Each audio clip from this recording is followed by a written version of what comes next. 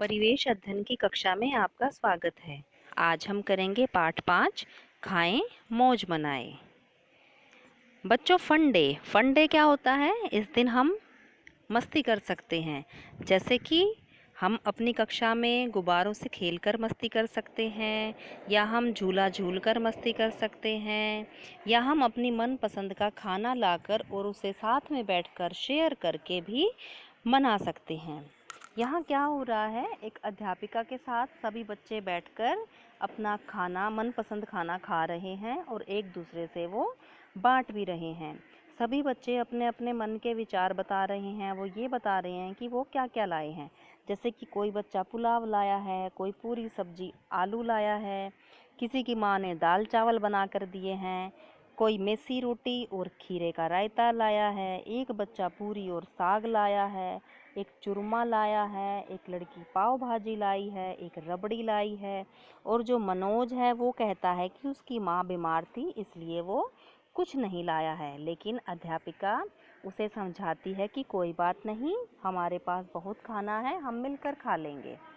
तो बच्चों, ये बच्चे फन डे को इस तरीके से सेलिब्रेट कर रहे हैं। अब नेहा कहती है कि भोजन नहीं करेंगे तो क्या भूख के मारे हमारे पेट में चूहे कूदेंगे? अध्यापिका कहती है, क्या सचमुच हमारे पेट में चूहे होते हैं जो भूख लगने पर कूदते हैं? सभी बच्चे हंसना शुरू कर देते हैं। नेहा कहती है, अरे नहीं, मतलब भूख मिटाने से है। तो अध्यापिका क्या बताती है कि बिल्कुल सही, भोजन से ना केवल हम भूख मिटाते हैं बल्कि हमें काम करने और खेलने के लिए भी मजबूती मिलती है, ताकत मिलती है, और जो हमारा शरीर है वो स्वस्थ रहता है, मजबूत बनता है। तो इसलिए हमें सुबह का नाश्ता अवश्य करना चाहिए। सुबह का नाश्ता करने से क्या होगा, दोपहर के भोजन तक की हमारी ताकत बची रहती है। यदि हमारे शरीर में ताकत रहेगी तभी तो हम ठीक से पढ़ पाएंगे और खेल पाएंगे। ठीक है बच्चों। अब है भोजन जगह जगह का। बंगाल में कैसा खाना खाया जाता है? चावल और मछली खाई जाती है। दक्षिण भारत में क्या खाया जाता है? डोसा, इडली और सांभर को शौक से खाते हैं। गुजरात में ढोकला, फाफड़ा और थेपले खाते हैं।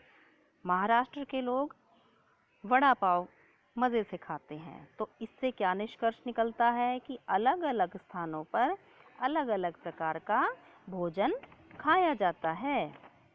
अब बात करते हैं हम खेत से थाली तक की।